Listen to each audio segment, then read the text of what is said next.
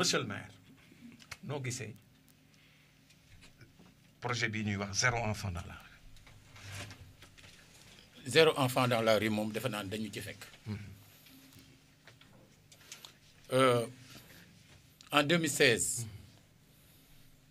le 28 mai le président de la République Macky Sall dafa woote dialogue national ñëpp daje fa ñi ëpp bokk ba ma jëlee kàddu man maa fa wax lu jëm ci xale yi ci mbedd mi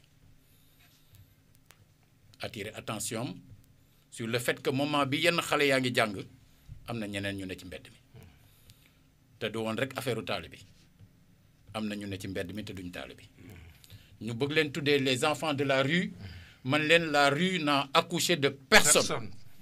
Ouais. Par contre c'est des enfants qui sont en situation de rue qui sont dans la rue te waruñu fa nekk am na taxawaay buñ ci war a am mu mel ne mbir mi am na lu mu def ci moom mu joxe ci ay ndigal waaye xam bu président joxe ndigal ña ko war a jëfee bu ñu amee comportement boo xam ne parfois comportement bi ngeen baal ma terme bi comportement dunguru lay doon mooy au lieu nga jël temps xalaat pour les ndigal lii ñu ma jox nu ñu koy jëfee te mu mën a wéy te mu mën a am njariñ da ngay gis parfois gaañ dañuy précipité wu jóg pour mel ne dañ ci wut rek lu neexal ki nga xam ne moo leen wax sans arriver à des résultats yoo xam ne dina am impact ñu jóg commencé jël xale yi di leen mel ne ku leen di jàpp alors que xale yi duñu ay criminels duñu ay délinquants donc ay xale yi c'est des victimes donc balaa nga leen di génn ci mbedd bi da ngay waajal fa nga leen di yóbbu loolu moo jiitu woon bañ ko defulee renoncé wuñ ci bu fekkoon ne détermination bii ñu wax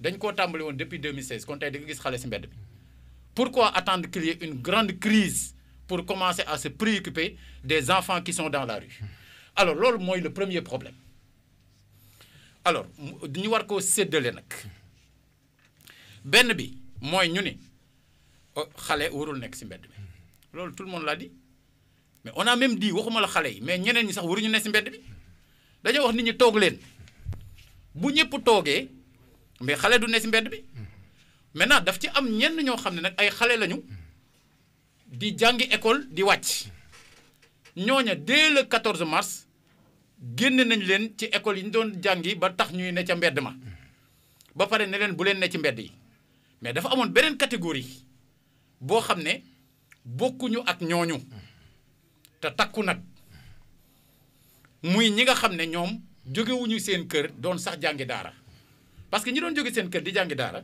ñooñu tamit toogloo leen jafewul ñi nga xam ne dañoo nekk ci internat yoo xam ne dañ seeni waajur ñoo leen fa yóbbu ñu waajal leen ñoom ñuy seen waajur di fay ak yooyu ñooñu xam nga ñooñu amul problème te ñooñu aussi bu ñu leen bëggee récupérer seen parents mën nañ ko mu des ñi nga xam ne ñi ngi nekk ci daara yi ñu tuddee daara yalwaan te yooyu ëpp mais ñooñu en l'absence d'indication claire de directive amul benn directive bu leer ba ñu tàmbalee le 14 mars ba tey bu jëm ci loolu alors c'est aujourd'hui peut-être que des gens prennent conscience du fait que des enfants sont dans la rue mais qu'est-ce qu'on a fait depuis pour que ces enfants ne soient plus dans la rue c'est ça le fond des problèmes ñun dañu wax ne président mi ngi ci kaw bu xasee jël dogal pour ñu mën koo jëfe il faut que ñu collaborer ak ñun ñi ne ci suuf ñun ñoo ne ci territoire yi muy maire yi ak président de conseil départemental ñoo ne ci suuf si ne ci territoire yi ànd kook nit ñi alors ci biir loolu ñun am nañu xalaat ne waaw nan la ñuy fexee ba catégorie xale yooyu nga xam ne ñoom ci daara lañ ne te ñu wax ne na ñëpp fatu léegi ñoom itam dana war a fatu nan lañ leen mën a dimbalee benn ci barab ya ñu nekk set mais nan la ñu war a mën a dimbale tamit ci fatu boobu doon bañ a doon loraange ñu dundal leen dama ni su fekkee ñooñu xale yooyu ñi ne ci réew mi xam nañ ne xale yooyu ils existent qu'est-ce qu'on a fait depuis le 14 mars pour que xale yooyu bañ a nekk ci condition yooyu. waaw loolu moom constaté non voilà donc ñun bu ñu nekkee ci terrain bi confronté à des problèmes ñu xam ne xale yi nee nañ fatu mais xale yi amuñu lu ñu fatoo.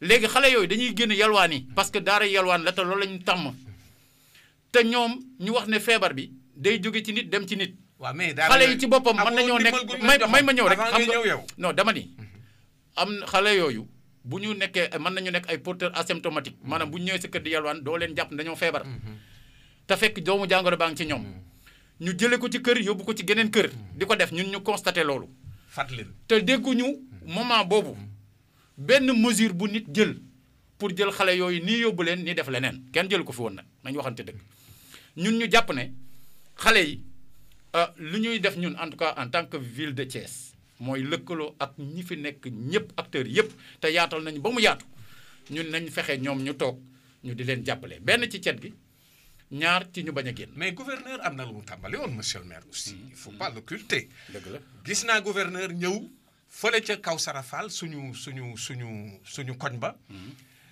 waxtaan ak ab sëriñu daara. sëriñu daara ba nangul ko ko. ñu gaare Jaga Njaay ñu yóbbu leen ñu ñibbi. ñu dem Toubatoul est-ce que am na benn bu est-ce que am na beneen bu ca topp. waaw d'accord moo tax ma ne la kon. ba non non mais lu tax non non non en tout cas gouverneur jëloon na dogal peut-être xëy na li nga wax dëgg la. waaw xëy na topp ñu ko. mais non dama ne est-ce que am na lu ca topp tàmbali woon nañ ko. mais xam nga lu tax amul lu ca topp. parce que comme li ma waxoon ci mesure bu njëkk bi président santaane en 2016 te amul suite c'est parce que dañ koy waajal bala ngaa def loolu da ngaa war a xam daara yi ñaata xale fa nekk nit ñi dañoo xam sax ñoom ñaata daara la. waaw yéen wuy ma xam nga ñun ñu ñoo liggéey ba xam ñaata daara. waaw 419 daara ngeen non te ëpp na ko léegi puisque li wër Thiès li wër Thiès léegi li wër Thiès. ay Kër Massamba Gueye ak man yooyu loolu lépp dañ leen see boole parce que ñooñu biir Thiès la ñuy yalwaan. donc c'est un phénomène à maîtriser. kon daal jël ngeen en charge. taalibe yooyu yëpp ñu ngi ci 15000 actuellement yoo xam ne ñu ngi leen di jox lekk chaque jour. fukki junni ak juróom benn dama lay wax rek. loolu bari na non dama ni. li jiitu mooy. waaw lu da ngay yokk lim bi maa ngi ñëw. c'est-à-dire ku li da ngay war a xam d'abord taalibe yi nekk ci daara bu nekk fan lañ jógee. boo leen di yóbbu doo foo leen di yóbbu doo boo xamul fu ñu jógee foo leen di yóbbu. waaw léegi non may ma rek loolu dafa leer xam nga waaw non non maa ngi ñëw waaw d'accord. mais il faut ñu wax ci dogal bi. xam nga lu tax ci dogal bi laay wax ci dogal bi laay fi mu nekk. parce que dogal dañ koy jëfee xool bu ñuy jëfe dogal bu ñuy jëfe dogal dafay fekk ñu xam nuñ koy jëfee maanaam kan ne ca kaw santaane ne li ma bëgg comme ni mu ne zéro déchet. waaw les gens se sont organisés. pour def bésub setal. zéro enfant jël ay matukaay tey jii ñu ni zéro non dama defoon nañ fi zéro déchet. waaw léegi tey jii ñu ni zéro enfant dans les rues. loolu j'applaudis et tout le monde applaudit. alors mais nan lañ ko mën a jëfee. dans ce contexte de crise rawatina. mise en œuvre bi daal. voilà léegi ci biir mise en œuvre boobu dama ni li jiitu mooy nga xam xale yi fu ñu jógee. d'abord da ngay xam daara yi te ñi ci ëpp ñuy wax noonu benn daara la ñu xamul fu mu nekk man maa la ko wax. yaa ngi dégg foofu ñu ngi toog si ay bureau yaa ngi dégg di jël ay décision ci kaw di taxaw naan yaakaar faire ça. yaa ngi dégg te le préalable defuñu ko ñun tey ji xam nga lu ñu gëm. xam nga le xalif général des Mourides am na lu mu wax. le xalif général des Tidiane am na lu mu wax. xalif général Tidiane dafa ni xale yi dañuy toog si daara yi moom mu dundal leen. xalif général des Mourides ne na sëriñ daara yi ak xale yi toog ci daara yi moom joxe na ndigal képp kuy taalibe waaye tamit ñaan na képp koo xamante ni maanaam doo taalibeem te war cee man def dara ca gox ba nga nekk ña fa nekk tey taalibe nga jàppale leen ci wàllu set ci wàllu di leen fóotal ak ci wàllu di leen dundal. monsieur le maire mais c'est ça l'orientation pour le moment dans la crise actuelle. bu ma déggee sa galanu wax daal mooy prendre des mesures c'est bien baax na lool waaye faudrait-il que. nga am moyen yoo ko appliqué wala boog ña ko wala appliqué nga jox leen les moyens te mu nekk aussi des mesures éclairées. voilà yaa ngi may dégg te mu nekk aussi des mesures éclairées dans le contexte actuel. il faut avoir un but quand on prend des mesures. monsieur le maire Thiès déjà dégg nga ni ko professeur waxee Thiès am ngeen une cartographie déjà l'essentiel am ngeen ko mooy xam ngeen fi daara yi nekk xam ngeen limu taalibe bi te it yaakaar naa ne moo tax ma la doon laaj ne leen seen comité régional bi ndax am ngeen ni moyen xam nga yëf yi aussi dafa laaji moyen. xam nga moyen aussi. waaw léegi yéen ku leen joxi moyen ndax yaakaar ngeen ni man ngeen a réussir ce plan là au niveau de Thiès. xam nga Aimé Césaire yéen ñu ko doon jàngal. da doon dénoncer la dupe de bonne foi d'une hypocrisie collective habile à mal poser les problèmes pour mieux légitimer les odieuses solutions qu'il leur apporte. dafa am ñenn ñoo xam ne maanaam dafa am ñenn ñoo xam bu ñu mënta saafara mbir dañuy jéem annuler problème bi mel ne amatul. société lu complexe la. adduna lu complexe la lu yéeme la dama ni tey xam nga ça fait pratiquement un mois. ñu ngi toggal taali bi te balaa ñu ko commencé togg bi liggéey nañu un mois pour di seet nan la ñu leen di téye ci yóbbu lu ñu raxasoo ba set ak lan lañ leen di mën a dimbalee si wàllu dund ñu gis ne du wéy ndax am na ñoo xam ne du ñu am sax lu ñu toggee wala du ñu mënuñoo togg wala nangam ak nangam ci la ñu imaginer solution waañu daara yi te bañ koy def la ñu invité woon dëkk yëpp nag ci Sénégal ñu def ko puisque wutuñu rek solution pour Thiès alors ñu koy wax di ko wax lu yàgg moment boobu moment waajal la moment boobu ñu gis problème bi posé wu président woote le 14 mars bu mu woote na citoyens yi mais wax na institution yi tamit nag kenn ku ne jël matuwaayam ci li ko concerné du dëgg parce que bu nee nañ fat nit ñi am ñoo xamante ni ñoom seen mbir dafa war a jëm ci wàllu daara yi ñoom dañoo waroon commencé xalaat nu ñu mën a fexee ba xale yooyu fatu teel ñu jël ay dispositions mais en rapport ak ñi nga xam ne ñoom la nit ñi fal ñu ne ci gox yi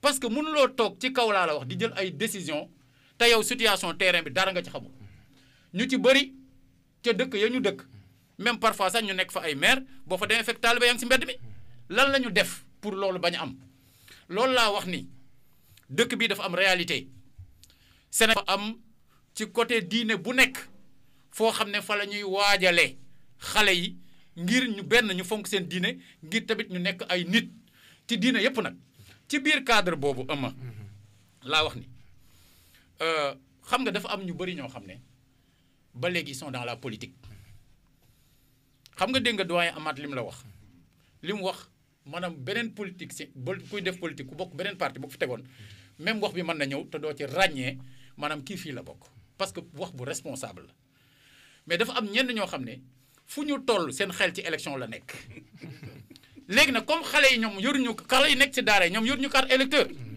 donc il dérange yaa ngi may dégg non il dérange c'est ça le fond du problème et des gens se mettent dans des bureaux et dans des maisons di tenir ay réunions ak i rencontres di teg ay pexe pour voir comment annuler ce problème. waa loolu day mais loolu du sotti de. waaw loolu day tekki monsieur le maire. loolu du sotti de. plan bii kon.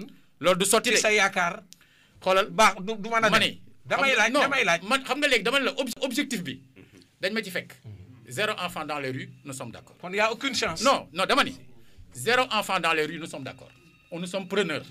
et nous attendons d'ailleurs que ñoom ñi nga xam ne ñoo jël décision boobu ñu ñëw jàppale ñu ci pexe yi pour que benn xale du ne si mbedd mi. xam nga loolu on est d'accord mais dama la ba léegi nii benn disposition laa la. jëlaguñ ko kenn jëlagu ko. loolu leer na pour jéem a xool naka lay def xool après à part effet d'annonce bi. ak objectif de communication bi ci ñenn ñi am benn pexe tegaguñ ko. pour ñoom ànd ak ñun def loolu leer na monsieur le maire waaw. professeur d'anglais Amath dégg nga programme bi. yow xale. xam nga ko. non ban jàngat ngay def ci le programme 0 enfant dans la rue. li ma wax mooy ànd naa si ak monsieur le maire Talla Sylla ci ni toute décision requiert un dispositif méthodologique un dispositif de pilotage parce que lii comme li nga wax liggéey naa ci yàlla moo ko dogal mais c'est un problème extrêmement complexe boo xam ne li mu laaj ci intervention wax ma la sax moyen dafa bari mais li mu laaj ci synergie maanaam boole ay acteurs dafa bari li mu laaj ci approche communautaire dafa am solo mais am la cartographie maanaam taalibe yi fu ñuy jógee il faut maîtriser cette cartographie des régions pourvoyeuses des pays limitrophes pourvoyeurs am aussi cartographie ci biir dëkk bu nekk fan la taalibe yi ne bu ci gàttal man yaakaar naa ne l'expérience de Thiès li monsieur le maire Talla Sylla di doxal war na mën a servir tey tegtal pour xàll yoon fu ñu na jaar ba am ci lii ndam parce que tey mu ngi wax lu jafe nga woo ab maire mu ne la nangami daara laa am. waaw nangami limu jafe na tey wax ma ne amul de. mais jafe na tey nga laaj ab maire ñaata daara yi ñaata taalibe fa ne. mu wax la ko.